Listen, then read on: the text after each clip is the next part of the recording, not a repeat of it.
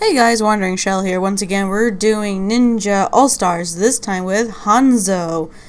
He's a ninja with a red scarf. He's one of the Ronins that you can get.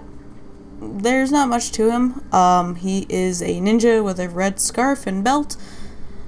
Yeah, I mean, he was fun.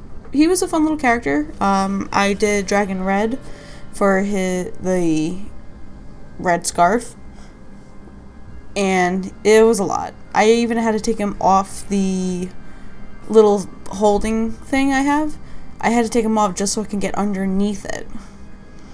And then I had to use a bigger brush because there's a lot of space.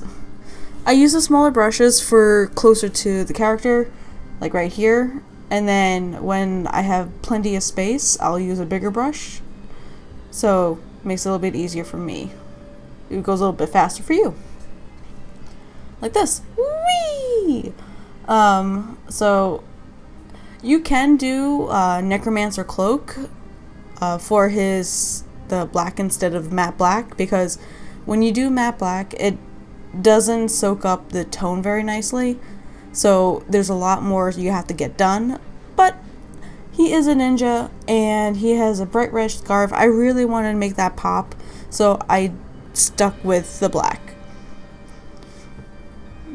And for his highlight, you will see later on, for his highlight, I've used Necromancer Cloak for his highlight. It's just a little lighter than matte black, so it still shows it, but it's not overwhelming. You can always use Uniform Gray to make it even brighter. So for highlights, you always want to kind of do like 1 or 2 steps up from the base coat. So for matte black, for example, it would be Necromancer Cloak, followed by Uniform Gray, and then Ash Gray. That's the high highlights. That is up to you. You can always give him a purple outfit instead. Who cares? It's your character. I did it based on what the picture showed, and so it looked black to me. Honestly, it kind of looked kind of deep blue even, but I feel like deep blue and red kind of don't go very well. I mean, it does, but I don't know. For a ninja, go with black. So little spots here and there that will have that plate mail metal. And of course his sword definitely has metal. You can change it up and put like gunmetal in certain spots too to make it a little darker. But you could always do that during the highlighting phase. Then he gets elven flesh for his hands, and a little bit here and there on his arms. It's very hard to tell where like an outfit is versus where his skin is, so that was a little complicated. And then that tiny little spot where his eyes are. I did have to go back in the matte black for certain spots because I got it covered accidentally, so whoops. Then Darkstone for the base, and then he also got Oak Brown for the base.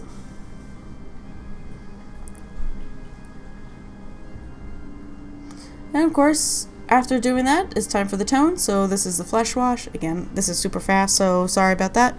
And then the dark tone. I've been using dark tone for these guys because it's very cartoony anime style characters, and dark tone gives that cell shading look to it.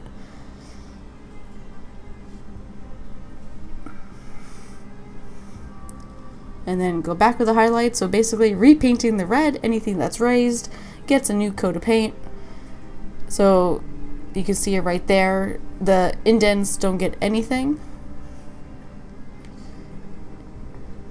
Or you can always leave it as is. That is always up to you. I like to do the highlight just to brighten a little bit. But he is a little grungy, so that is up to you if you want to keep it all that color. You notice I've been using, holding the base with my pinky is just to keep me more stable while I'm painting. Because these characters are tiny, so it makes it a little bit easier on that. And that's pretty much it. I hope you guys enjoy this. Please leave a like, comment, subscribe, all that fun stuff. And I'll see you in the next one. Later.